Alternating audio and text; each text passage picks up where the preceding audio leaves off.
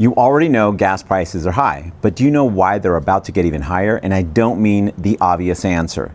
Here's what most people don't realize. The price that you pay at the pump last week that you paid, that was before wholesale prices just hit their highest spike since 2023. The producer price index, that's what businesses pay before you pay. That just came in at plus 4% annually. Energy goods alone jumped 8.5% in a single month. Think of the PPL like the price tag on the back of the shelf before it gets flipped around for the customer. What they pay today, you pay in 30 to 60 days.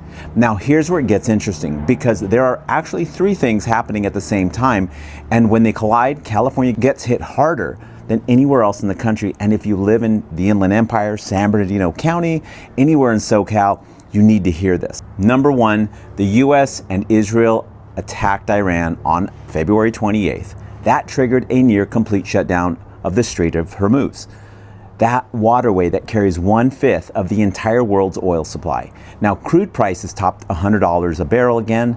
Stanford economists are now saying a prolonged closure could push California gas to $7. Worst case scenario, $10 a gallon. Now, you might be thinking, okay, but the US produces its own oil, and that's true, but here's what they don't tell you.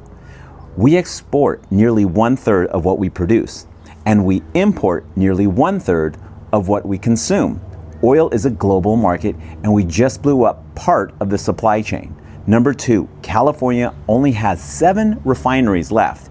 Now, in the 1980s, it had 43. 75% of California's crude oil is now imported. And unlike Texas or the Gulf states, California is essentially a fuel island. There are no major pipelines connecting it to cheap domestic supply. So when a global shock hits, California doesn't just feel it. California gets crushed by it. Right now, the state average is $5.89 a gallon. Nationally, it's $4.13 a gallon.